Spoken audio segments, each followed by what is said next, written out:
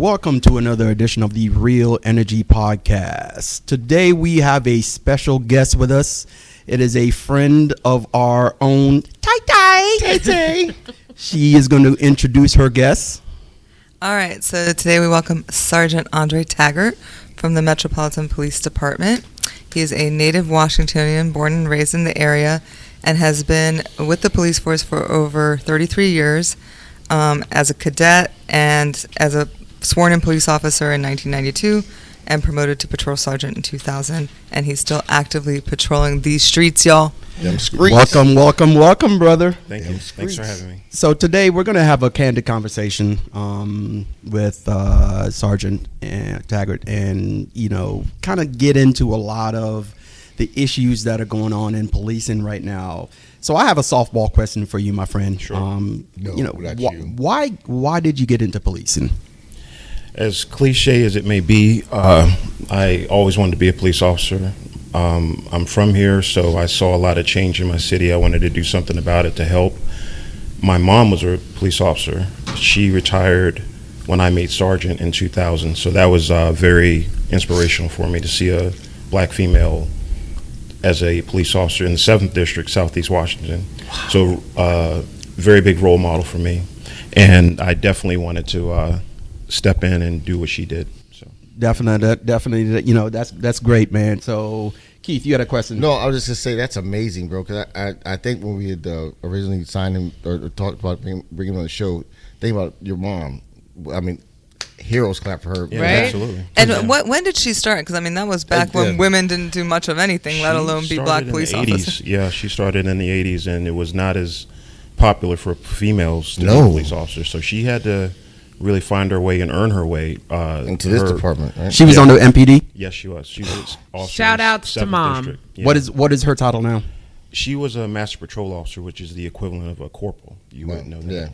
Keith. So you're a supervising sergeant, right? You're sergeants. I'm a patrol sergeant. We supervise officers that are in the field that are patrolling the streets, answering calls. So when we get those TikToks that say, "I want your supervisor," are they calling? They calling you? That is me. Yeah. Okay. That they asked to come to the scene. Yeah. I want to kind of lead in because Andre and I have known each other for a couple of decades. I mean, we're really young, so that seems really shocking. Yeah, but we just got here. When we met, you were patrolling these streets literally over in Northwest, which was different than on U Street.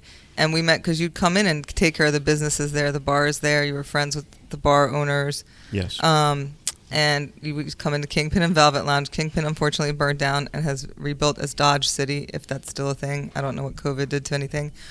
But how has policing changed in that time of where we had more cops on the street who kind of knew the neighborhoods and the people that they were looking after, presumably? That is a good question. It's just hard to answer because policing has changed in general since I've been on. I mean, I'm sure a lot of you all want to ask about what started from 1992, and policing obviously was going on long before that, before I came on.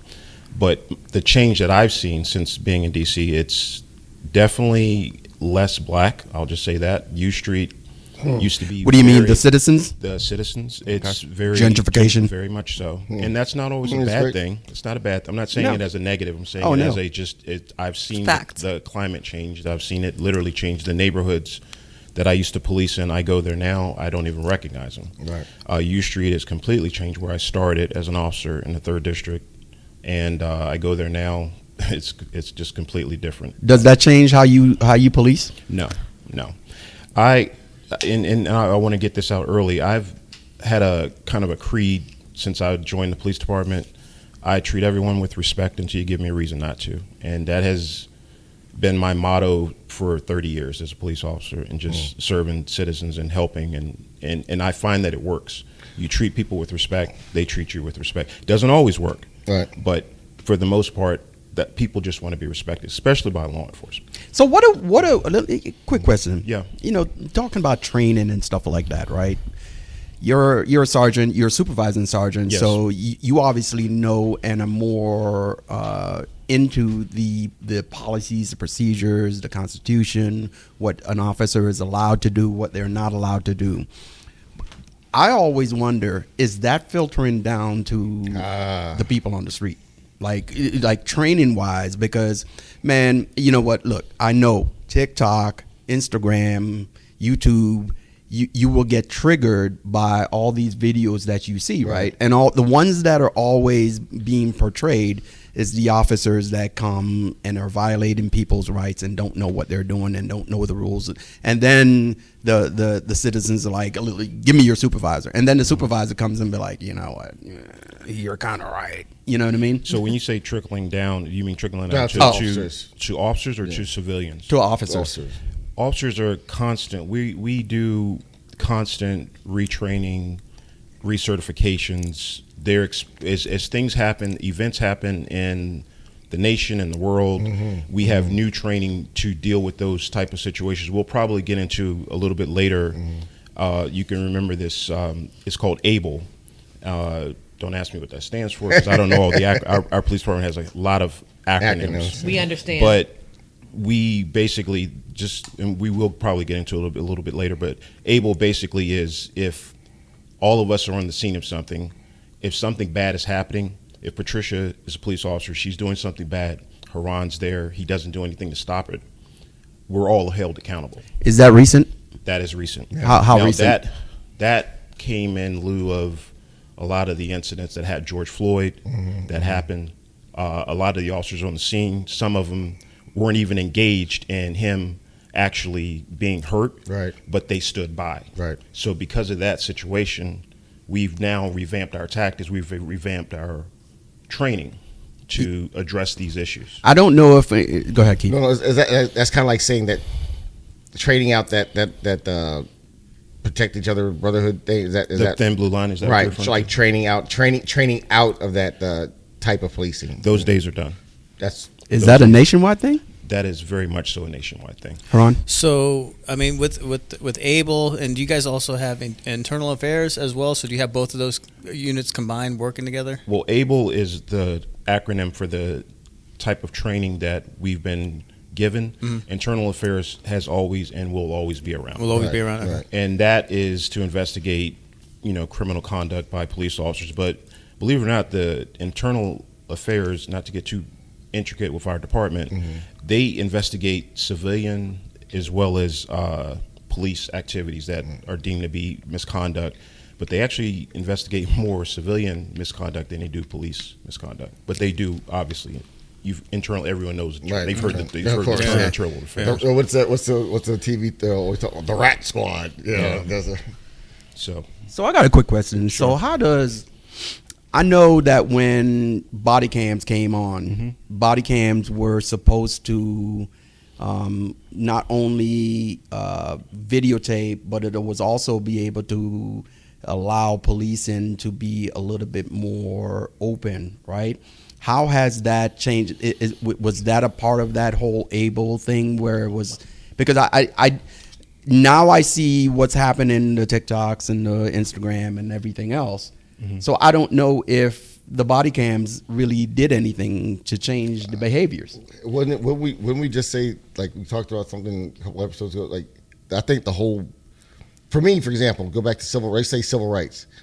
To me, in my looking at through the history's view, civil rights we don't get civil rights until there's a camera showing all the stuff that's going on, and now it's getting broadcast to the world. Well, so what I'm saying, like for them, just in my opinion, it wasn't necessarily their body cams. It's just now there's so much more access. Dude, Rodney King was in the 80s, dude. Yes, I was just going to chime in.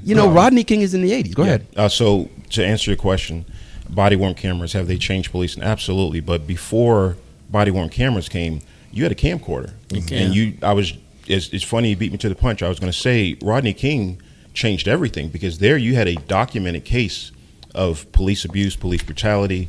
But they still got off. That's another podcast topic. Crazy. The justice system. I know. Is another topic. I can't address why those officers were not punished for the actions that they did. But to correlate and to coordinate the video camera, this is video. You have this. This changed everything. Yeah, that's definitely. Now, before we had body-worn cameras, we had cell phones that have cameras, and those videos change policing. Now, the body-worn cameras have just made it more personal, and the body-worn cameras present a clear picture of what happened in real time. A lot of times, and this has even happened to me, the body-worn camera has to be activated in order for it to record in real time. However, with some, and there's different companies that make body-worn cameras, some have what's called a 2-minute buffer, where even if the officer doesn't press the button, it's still recording 2 minutes before the incident happens. So you do get some footage, it's just no audio, but you will get a visual picture. And yes, I think you asked, has it changed? Has it changed the officer's conduct? Yes, it has, for the better. It's also protected officers, because fine citizens, sometimes they lie. Sometimes they say the officer did this, the officer did that. You go back to the body-worn camera footage, the officer did nothing wrong. So it can punish, not even punish, because if you're wrong, you're wrong, but it can also vindicate an officer as well as, convict, if you will. So let's set the rules, set the record straight, because you're a supervising sergeant. What is the rule for body cameras? If you have an interaction with a citizen, you activate your body-worn camera. Plain and simple. It could be a traffic stop. It could be a contact. If I go into a store, I start talking to a citizen, you might want to press your camera, turn your camera on. That interaction could be positive. It could be negative. If you have a traffic stop, you definitely want to turn your camera on. Any police action you take, you should press your body. You should turn it on. Yeah, because you have something tangible now, right? Yeah. It's an interaction. So. But as I mentioned before, there are occasions where things happen. Policing is seconds. Oh yeah. And you may not have time to press your body-worn camera, but when feasible or when you can, you're supposed to press it. So. Activate. So how does that? Who looks at that footage? Is that random? No, we have rules and procedures for that. Only supervisors are allowed to initially look at the body-worn camera footage. If there's a allegation of misconduct, that is handled by the rank and file sergeants, lieutenants, captains, etc. Officers are not privy to watch their own body-worn camera, because it may sway their. We have to give what's called statements about the incident. So I don't want to get too. Yeah, no, I got you. With all that, but yeah. I have a question. Sure. So there has to be an incident for you to review camera, right? You just can't just say, oh, let me see what Patricia's doing today. You cannot. Absolutely. That's a policy violation. We cannot randomly, it's called phishing. I can't randomly fish if Haran, what he was doing between 6 and 7. It's not.